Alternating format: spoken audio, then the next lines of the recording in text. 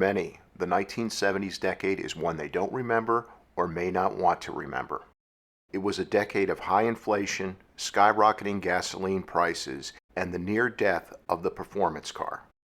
The 1970s brought together some of the most diverse automobile offerings ever seen.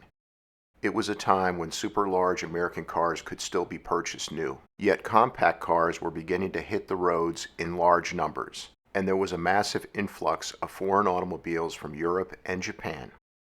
Of all the many car offerings during the 1970s, here is a list of the three most significant. Pontiac Trans Am. During the entire 1970s decade, the Pontiac Trans Am was the only American performance car that remained true to its roots. It began the decade with its two engine offerings being high-performance 400 cubic inch V8s, and it ended the decade with a performance-oriented 400 cubic inch V8 as its top engine option. During the 1970s, there were even different 455 cubic inch V8s offered in the Trans Am for 6 model years. The Ford Mustang during the 1970s turned into the Pinto-sized Mustang II, and even the Camaro Z28 disappeared for a few years. However, the Trans Am stood strong, and throughout the 1970s, sales grew until 1979 when yearly sales hit an all-time high of 116,535 units. Not bad for a car that started out the decade with only 3,196 units produced for the 1970 model year. Even in a downtrodden performance era, the Trans Am still delivered a solid performance punch in 1979 when equipped with the optional 220 horsepower and 320 pound-feet of torque W72 400 cubic inch V8. With a 6.7 second 0 to 60 mile per hour time and a quarter-mile time of 14.67 seconds at 96.6 miles per hour, as tested by Hot Rod magazine in March 1979, the 1979 W72 Trans Am was the best-performing American car of the late 1970s. As a comparison, Hot Rod magazine back in the day tested the ultimate Trans Am of the 1970s, the Super Duty 455 cubic inch V8 powered 1973 Trans Am, and obtained a quarter-mile time of 13.54 seconds at 104.3 miles per hour. The 1979 Trans Am Hot Rod tested 6 years later in 1979 was only 1.1 seconds slower in the quarter mile, which is pretty good considering the 1979 was saddled with power-robbing engine pollution control devices and had 55 less cubic inches of engine displacement. Additionally, with its optional WS6 suspension package, the big heavy 1979 Trans Am that weighed around 3,800 pounds was as light as a feather in the turns with a .81 G skid pad. Not to mention the WS6 equipped 1979 Trans Am could stop on a dime with its new for 1979 four-wheel disc brakes. The Trans Am's superior performance wasn't just a one-year occurrence. Just about every year during the 1970s, the Trans Am was beating the competition. The Trans Am is significant because it kept the rear-wheel drive V8 powered American performance car alive. It showed all the other automakers that customers still wanted a fast and flashy performance car. If the Trans Am hadn't remained true to its roots during this time of great performance malaise, the rear-wheel drive V8-powered American performance car could have gone the way of the dinosaurs. We have the Trans Am to thank for the current crop of V8-powered late-model American muscle cars. Ford Thunderbird. When most classic car aficionados think of the Ford Thunderbird, it evokes thoughts of the two-seat 1955 to 1957 Thunderbird, the 1958 to 1960 Thunderbird, 1961 to 1963 Thunderbird, or the 1964 to 1966 Thunderbird. Not many will think first of the 1970s era Thunderbird offerings. However, they were extremely significant.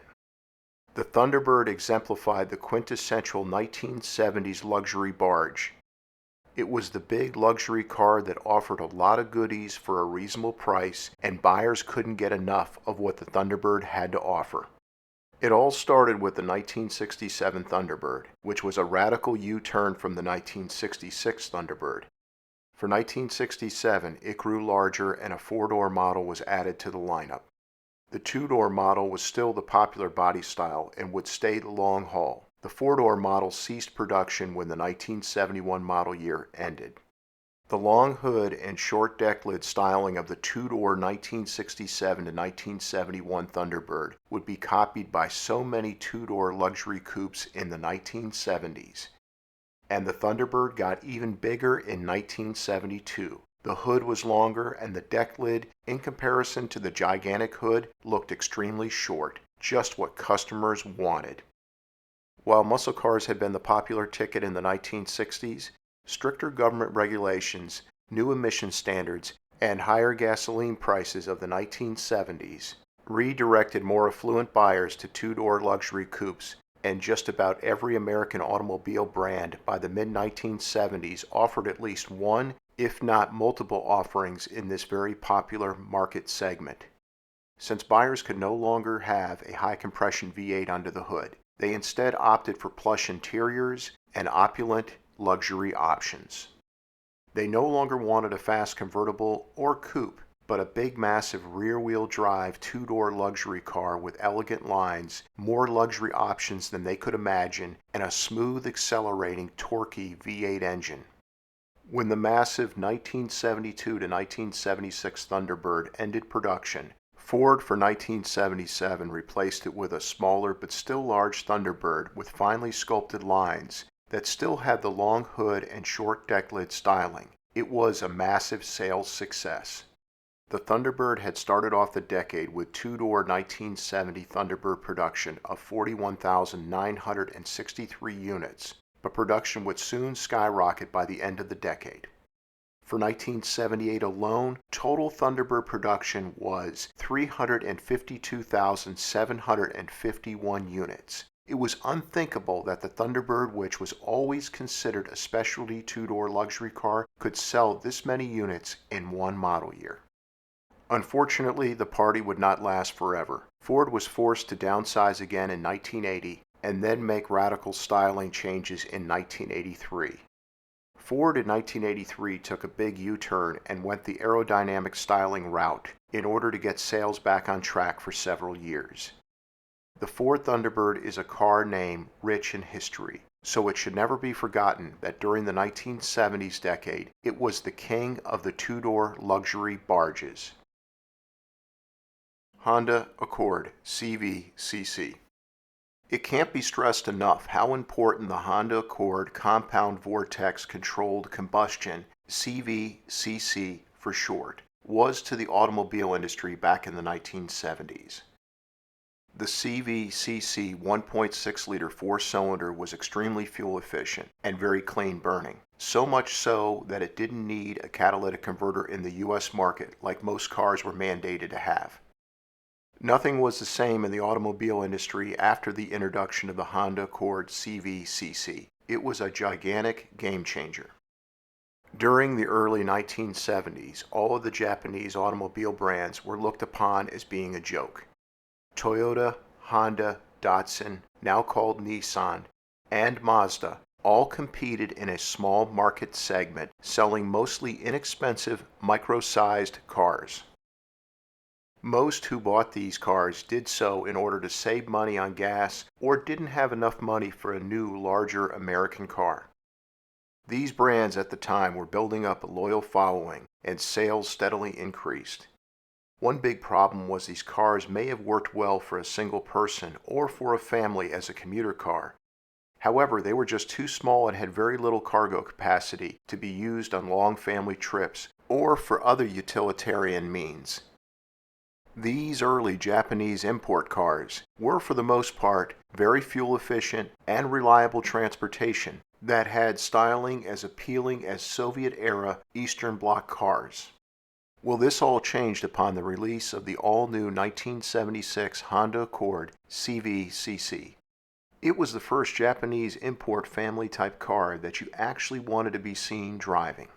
Its 68 horsepower CVCC single overhead cam 1.6-liter four-cylinder engine may not have been fast, propelling the Accord 0 to 60 miles per hour in 13.8 seconds.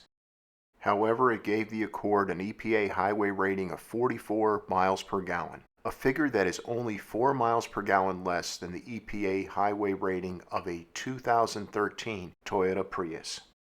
The Accord also had an inexpensive purchase price. It had attractive styling and could fit 4 adults fairly comfortably, even though it was a compact car. The Accord was front-wheel drive in an era when most cars, including compact cars, had not yet converted to this type of drivetrain configuration. Honda didn't just stop there. It offered in the Accord air conditioning, cloth seats, and many other options which were not usually found on small cars back then. The Accord was available in 2 body styles, a 2-door hatchback and 4-door sedan, which was added for the 1978 model year. Honda also offered an LX model, a top-level luxury interior trim package, which gave buyers something to brag about. The Accord was an instant hit with buyers, and its popularity went into the stratosphere by the 1980s. Over the years, the Accord has grown in size. Today, it's a large car in comparison to the original. Currently, it's one of the best-selling cars in America. Without the 1970s Accord, Japanese automakers may never have gotten a strong foothold in the U.S. automotive market. Thank you so much for your support of this channel. Please subscribe, since your support is the reason this channel is a success. And please make sure to click on the bell icon so that you never miss a new video release.